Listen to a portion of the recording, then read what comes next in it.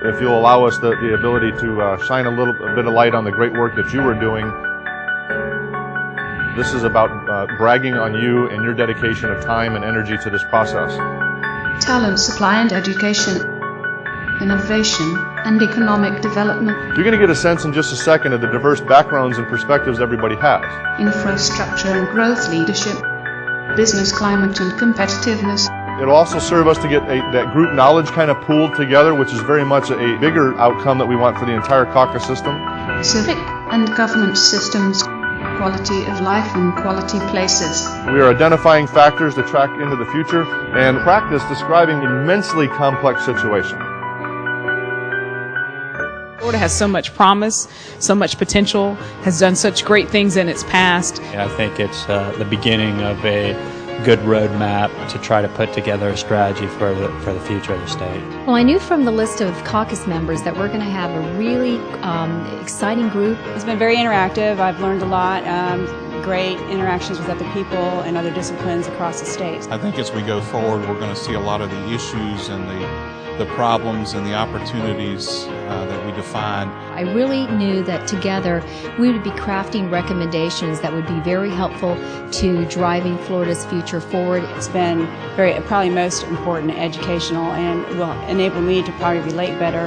And to continue that record forward to do great things in its future, it's really got a plan for that. And when you think about the caucus and the pillar system, as much as it narrows things down, we could divide this in almost unlimited subsets. You are the best and the brightest. We are building this caucus system based on your views of this. So when I say something, it is not to challenge you, it is to make sure that I've captured it accurately and that I'm representing what you have said so that it can be placed on this board and documented for all time forward. And by the way, this is going to get messy. This indeed is a context map. Each of our sections, except for one, will have a map that looks like this. And what will happen is I will facilitate and ask you and try to draw out of you your responses as we fill this together. We can't get into a strategic planning process and talk about Florida's future until we get some kind of baseline agreement of how bad is it, how good is it. Let's talk about that and get a sense of what the big picture looks like. Now we're about to embark on this strategic planning, visioning, think out loud exercise. If we're going to have a great quality of life, continue to have a great quality of life in Florida and enhance that, we need profitable businesses, we need accountable government, we need effective nonprofit organizations. The parties have over the years adopted these programs to bring in the more centrist or to make them more mainstream programs. The changing family unit becomes a trend for business, and we have to be responsive to that. But I'm not sure in our education institutions that the whole idea of business and free enterprise and the whole capitalist idea is being propagated. I don't know. We're not going to be able to replace or replenish tax revenue. I think it's going to force government to be more nimble and look to engage the electorate and the business community in particular. Agriculture, same thing to me.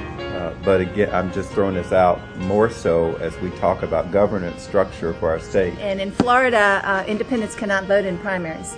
And so that is one argument is that encourages polarization because you're only voting for the left or the right depending on what party you are. And perhaps if we allowed independents to vote in the primaries, you'd have more of a moderation in the campaigns. We do a lot of talk about how business-friendly Florida is, but when you get down to the level of the bureaucrat, it just isn't.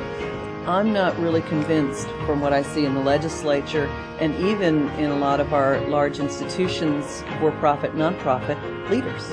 We're very open to letting new people participate. That's a strength that I think we have. And it's also an opportunity to find new and diverse people with different ideas.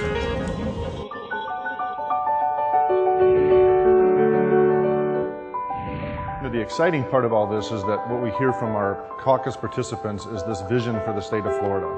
the idea of 2030 and 2015, of having an idea of what we want to be when we grow up, identifying those targets, and then the recommendations and the big bold ideas of what it's going to take to get there. That's happening right here in 2010, and it's happening because our caucus members are so dedicated to the entire process.